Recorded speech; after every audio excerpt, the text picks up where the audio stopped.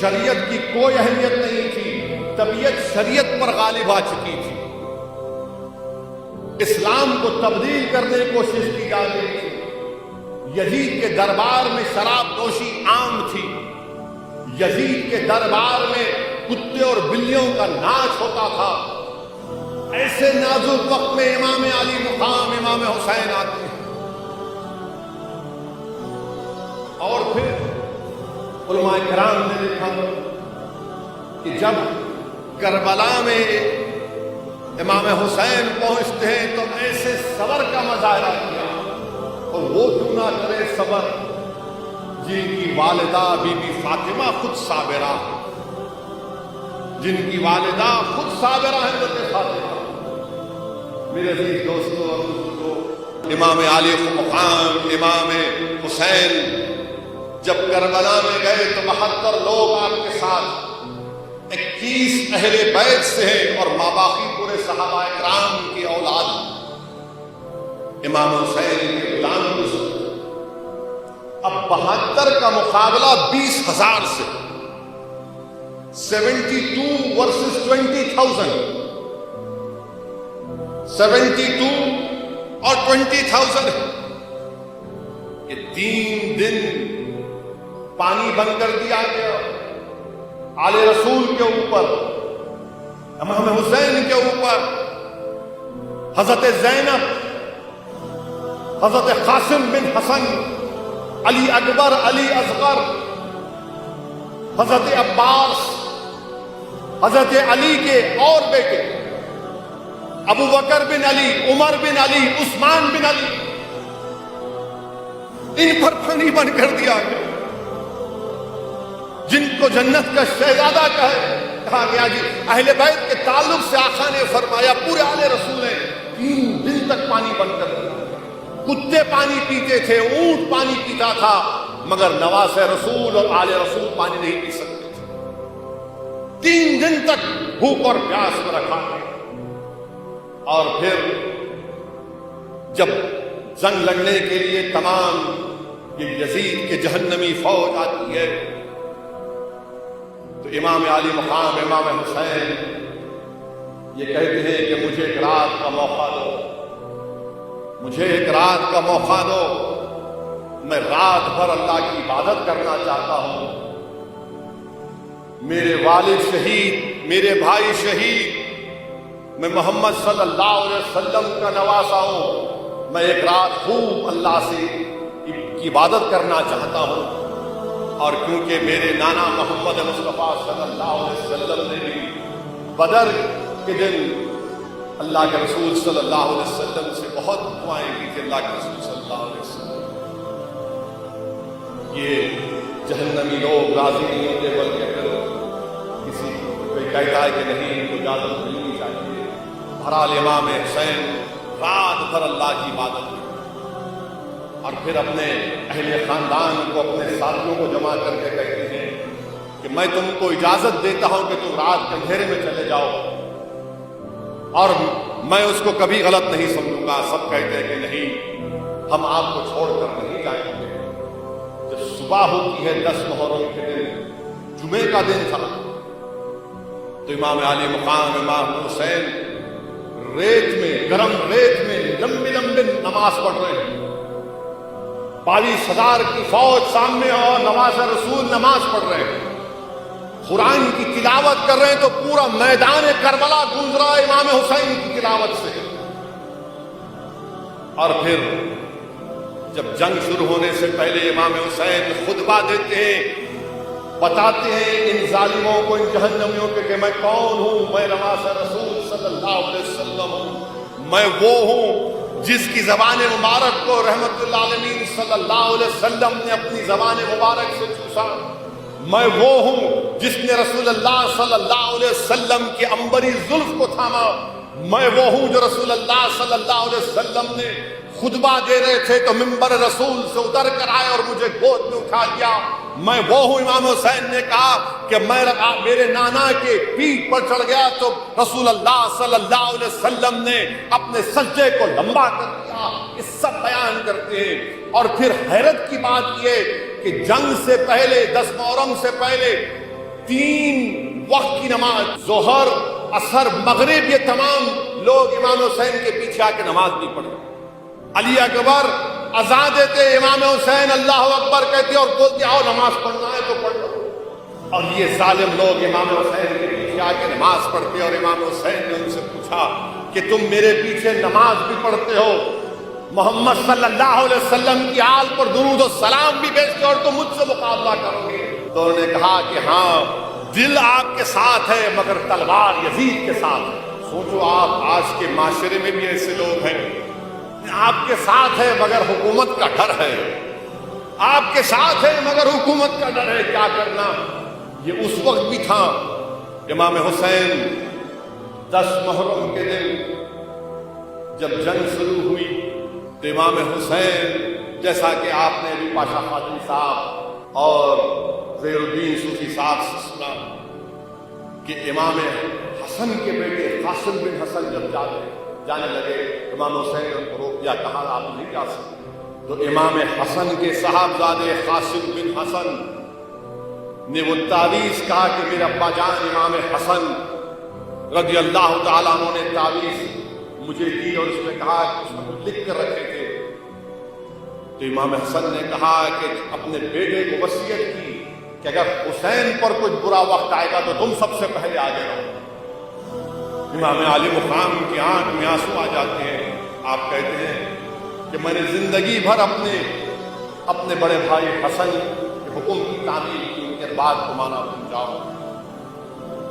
امام حسن کے بیٹے قاسم بن حسن یزیدی لشکر میں گھستے ہیں, ایک ایک کر کے کئی لوگوں کو واصل جہنم کرتے اور پلٹ کر آتے اور کہتے چچا جان اگر تھوڑا سا پانی ملے گا تو اور لوگوں کو میں واصل جہنم کر دوں گا, قتل کر.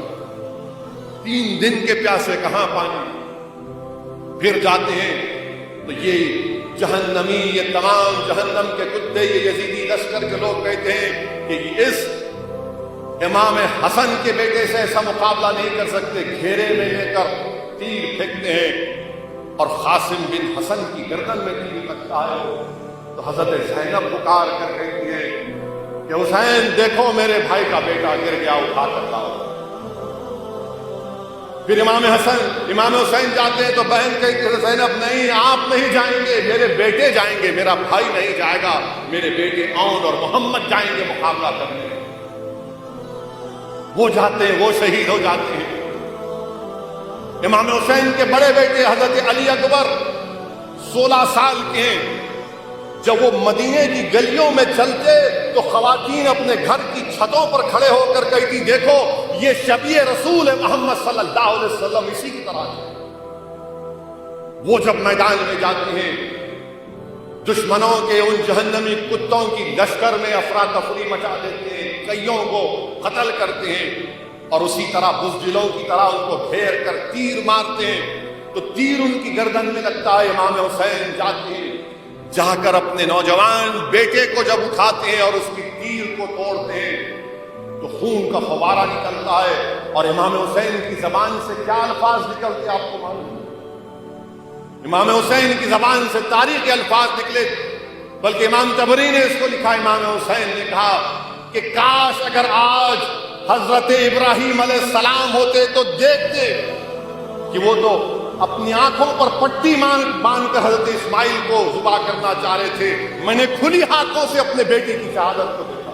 یہ امام حسین ارشاد فرماتے ہیں. امام حسین کے 6 مہینے کے بیٹے علی اصغر کے گردن میں تیر لگتا ہے تو اس 6 مہینے کے بچے کو اللہ کی آسمان کی طرف اٹھا کر کہتے ہیں یا اللہ کیا تو راضی ہے یہ میں اپنے بیٹے کو تیری راہ میں پیش کرتا ہوں.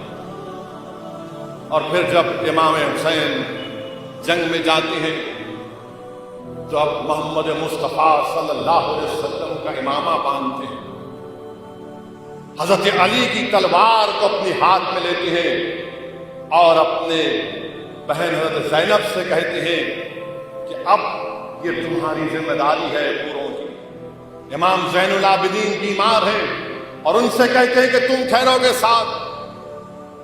اور امام علی مقام امام حسین ان یزیدی جہنمیوں کی لشکر میں گھستے ہیں کوئی سامنے نہیں آتا، جو سامنے آتا اس کی گردن صاف۔ دوڑا گھوڑا پلٹا کر امام حسین اپنی بہن سے آ کر کہتے ہیں دیکھو زینب، دیکھو یہ بزدل بھاگ رہے، مقابلہ نہیں کر رہے۔ امام مقابلہ کرتے امام حسین، 20,000 کا لشکر، ہمت نہیں ہوتی، جو سامنے آتا اس کا قتل کرتے امام حسین۔ اور پھر جب امام حسین کو شہید کر دیا جاتا ہے، ایک لمبا تفصیلی واقعہ ہے۔ امام حسین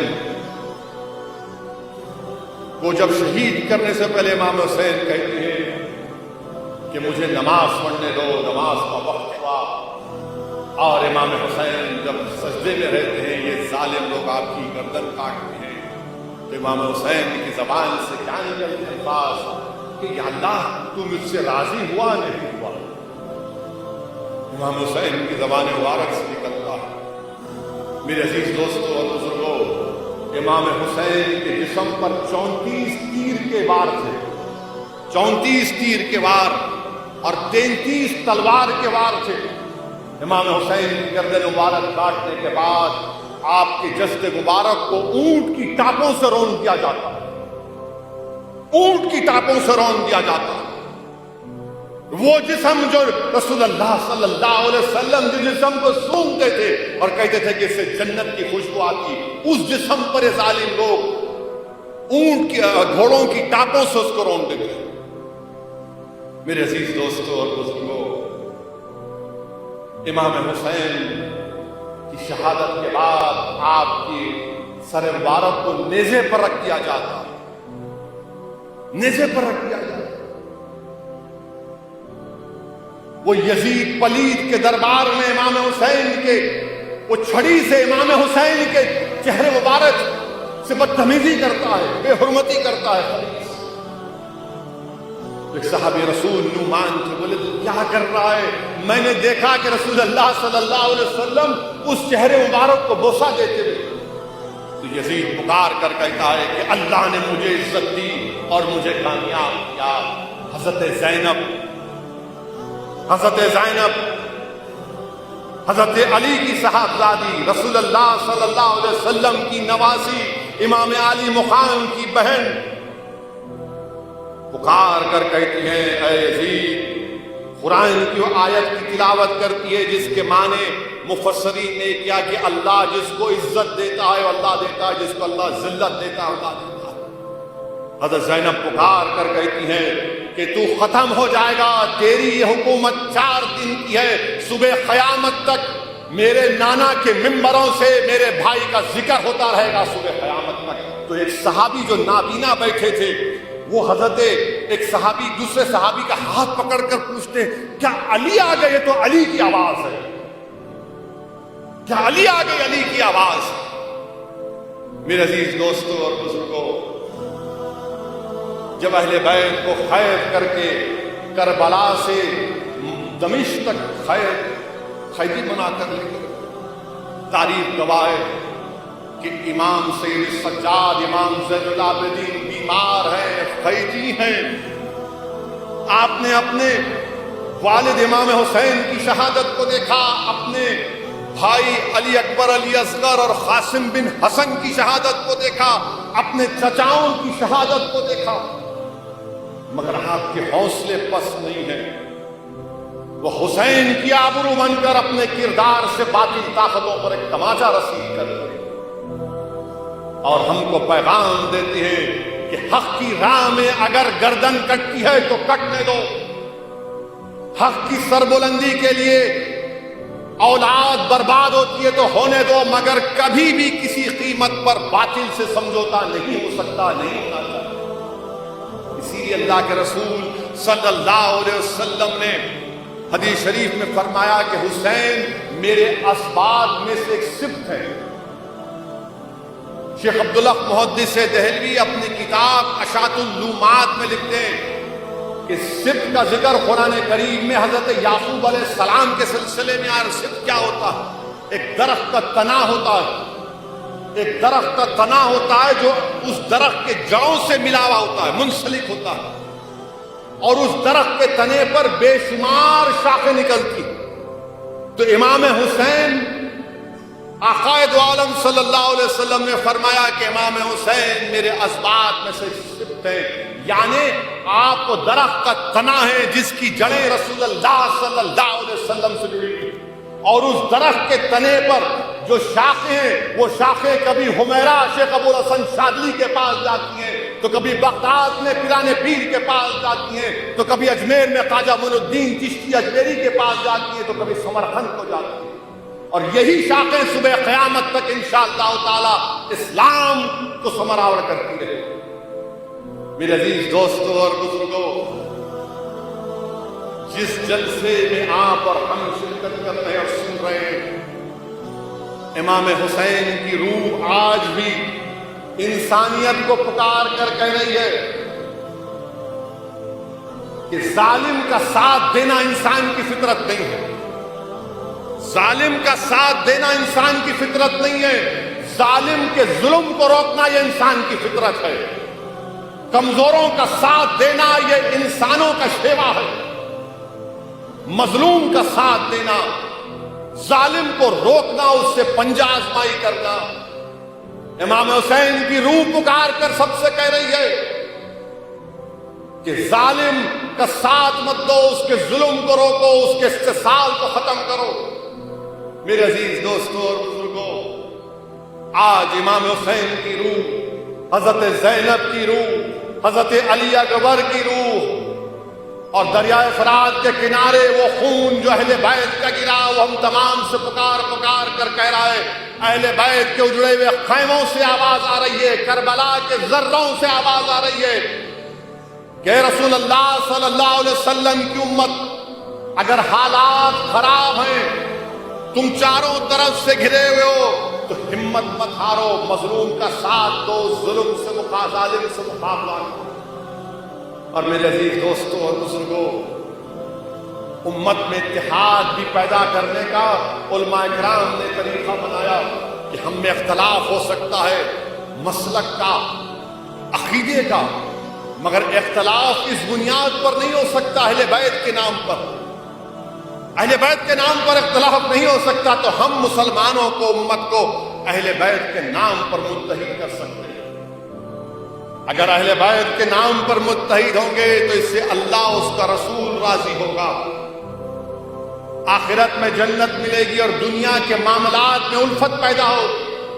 تو میرے عزیزان ملت، اہل بیت کے عنوان پر، اہل بیت کے نام پر متحد ہونا